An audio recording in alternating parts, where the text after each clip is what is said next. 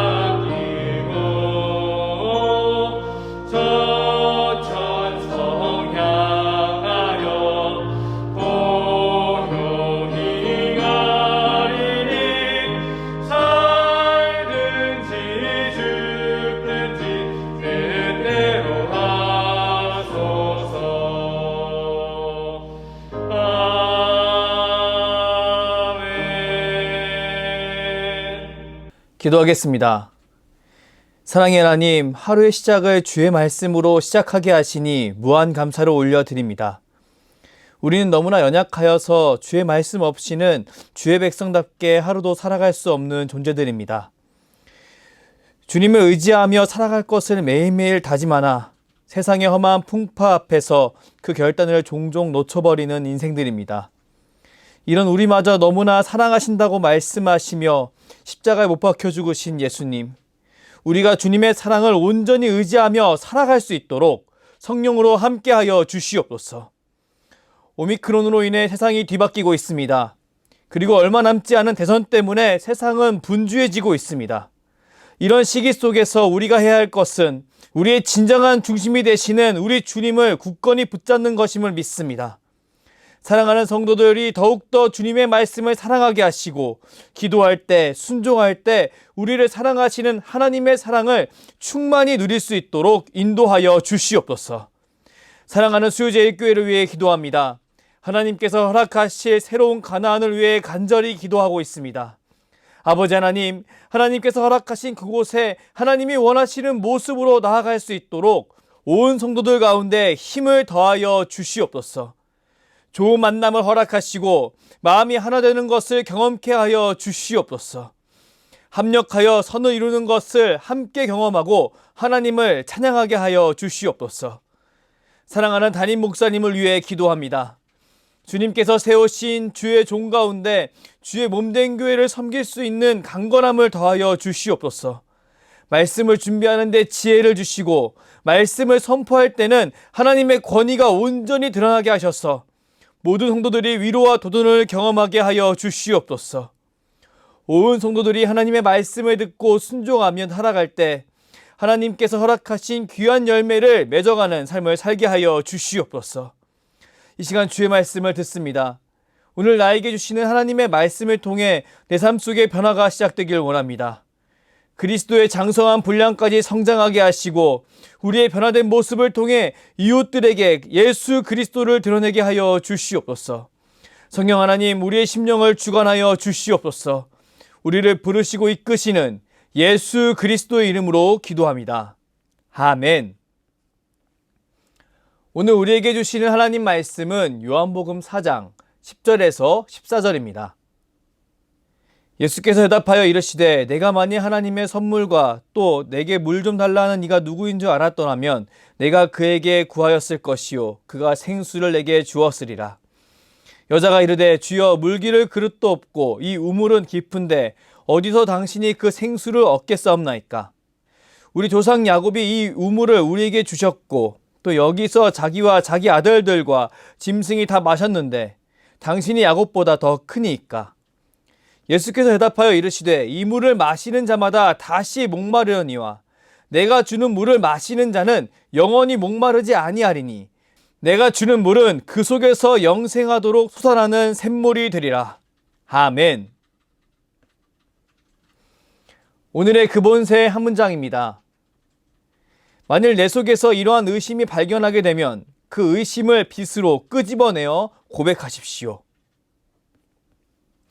주가 주시는 물을 마시라는 제목으로 하나님의 말씀을 증거하도록 하겠습니다.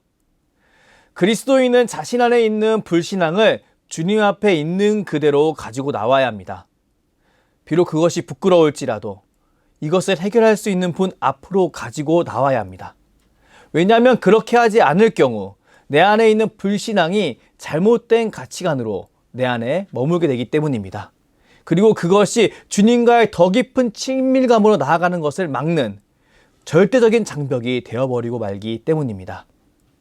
오늘 주님은 나의 최고봉은 예수님에 대한 의심입니다. 오늘 오스왈드 챔버스는 주님을 향한 잘못된 의심에 빠진 그리스도인에게 더 이상 이것을 숨기지 말고 빛 가운데로 가지고 나오라고 권면합니다. 오늘의 근본세 한 문장을 읽겠습니다. 만일 내 속에서 이러한 의심을 발견하게 되면 그 의심을 빛으로 끄집어내어 고백하십시오. 사랑하는 여러분, 저는 저와 여러분이 챔버스의 권면과 같이 자신 안에 생긴 의심들을 주님의 십자가 앞으로 가지고 나올 수 있는 한 사람이 되길 소망합니다. 주님을 거절하는 세상 속에서 주님을 믿고 따르는 것은 여간 쉬운 일이 아닙니다. 말씀을 통해 매일마다 힘을 얻지만 하나님 나라의 법이 아닌 세상의 법으로 운영되는 것처럼 보이는 현실 속에서 우리의 믿음은 좌로우로 흔들리고 맙니다. 자신의 자녀가 병들었을 때 제자들을 찾아가 자녀를 고쳐달라고 말하는 그 아버지를 떠올려 보십시오. 그는 그의 자녀를 고치지 못하는 제자들을 뒤에 두고 그에게 다가오신 예수님 앞으로 나아갑니다. 그리고 예수님께 다음과 같이 이야기합니다. 주님, 무엇을 하실 수 있거든 우리를 불쌍히 여기사 도와주옵소서. 참으로 간절한 간청입니다. 하지만 불신앙에 스며든 간절한 간청입니다. 주님을 단지 대단한 선지자로만 여긴 사람의 한계를 여지없이 보여주는 간청입니다.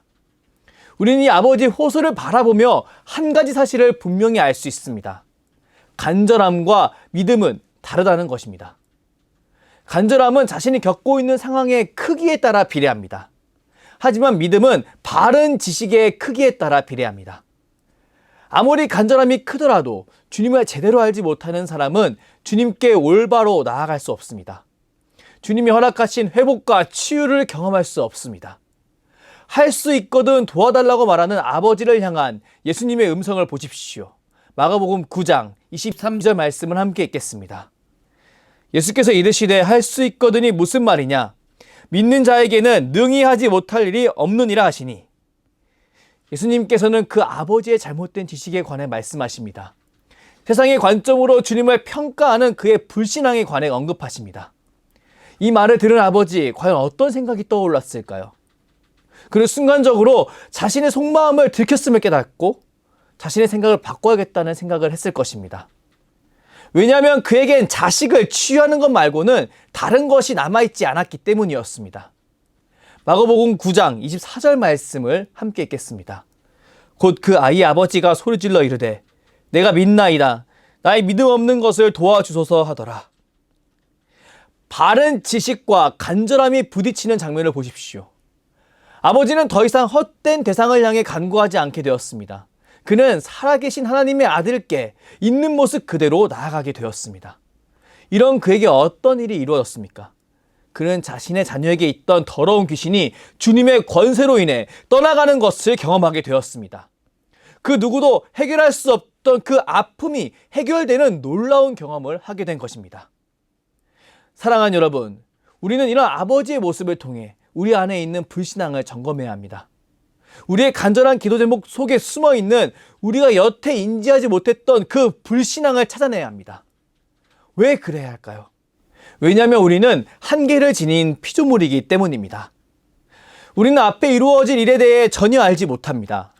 우리는 우리가 겪고 있는 아픔의 이유에 대해서도 잘 알지 못합니다. 단 한 가지 분명히 알고 있는 것이 있다면 우리의 힘과 능력으로는 우리 앞에 찾아오는 모든 것을 제어할 수 없다는 사실입니다. 사람은 창조주가 아닙니다. 사람의 능력은 시간이 지날수록 훌륭해졌지만 그것 또한 피조물의 영역 안에 있을 뿐입니다. 우리는 이 사실을 분명히 인정해야 합니다. 죄의 영향 아래에 있는 세상은 이 사실을 인정하려고 하지 않을지라도 우리는 이 사실을 인정하고 마땅히 도움을 요청해야 할 그분께 도움을 요청해야 합니다. 바로 우리를 지으시고 창조하신 하나님께 말입니다. 시편 69편 32절 하반절부터 34절까지 말씀을 함께 읽겠습니다. 하나님을 찾는 너희들아 너희 마음을 소생하게 할지어다. 여호와는 궁핍한 자의 소리를 들으시며 자기로 말미암아 갇힌 자를 멸시하지 아니하시나니 천지가 그를 찬송할 것이요 바다와 그 중에 모든 생물도 그리할지로다. 아멘. 사랑하는 여러분, 우리는 피조물로서 하나님을 바로 알고 하나님을 찾아야 합니다. 하나님의 능력을 신뢰하고 우리를 향하신 하나님의 사랑 또한 신뢰해야 합니다. 그렇게 해야 우리는 주님께 온전한 모습으로 나아갈 수 있습니다. 오늘 본문 말씀은 너무나 유명한 사마리아 여인과 예수님의 만남에 관한 이야기입니다. 오늘 등장하는 사마리아 여인은 사마리아 땅에 갑자기 찾아오신 예수님에 대해 전혀 알지 못하고 예수님과 대화를 나눕니다. 그녀는 물을 달라고 말하는 예수님에게 유대 사람이 왜 말을 걸며 사마리아 여인에게 왜 물을 달라고 청하는지 퉁명스러운 목소리로 이야기합니다. 그런 그녀에게 우리 주님 다음과 같이 말씀하셨습니다. 본문 10절 말씀을 함께 읽겠습니다. 예수께서 대답하여 이르시되 내가 만일 하나님의 선물과 또 내게 물 좀 달라는 네가 누구인 줄 알았더라면 내가 그에게 구하였을 것이요 그가 생수를 내게 주었으리라. 아멘.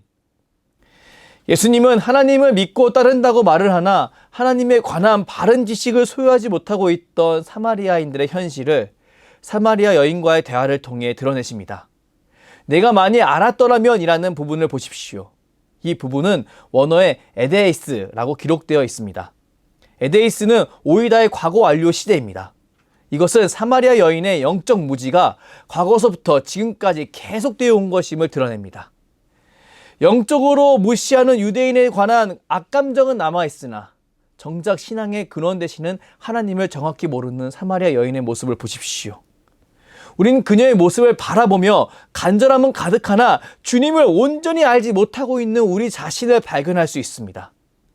그리고 11절, 12절에 나오는 그녀의 질문을 바라보며 주님을 정확히 알지 못하는 사람의 그 어처구니 없는 모습에 관해 묵상할 수 있습니다. 본문 11절, 12절 말씀을 함께 읽겠습니다. 여자가 이르되 주여 물기를 그릇도 없고 이 우물은 깊은데 어디서 당신이 그 생수를 얻겠사옵나이까? 우리 조상 야곱이 이 우물을 우리에게 주셨고 또 여기서 자기와 자기 아들들과 짐승이 다 마셨는데 당신이 야곱보다 더 크니까? 당신이 야곱보다 더 크니까? 라는 질문을 보십시오. 하나님에 관해 정확히 알지 못하는 사람의 한계를 보여주는 대표적인 모습입니다.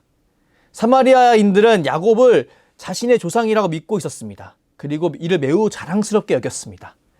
사마리아 여인은 예수가 누구인지는 확실히 몰라도 결코 야곱보다 위대할 수 없다는 확신이 있었습니다.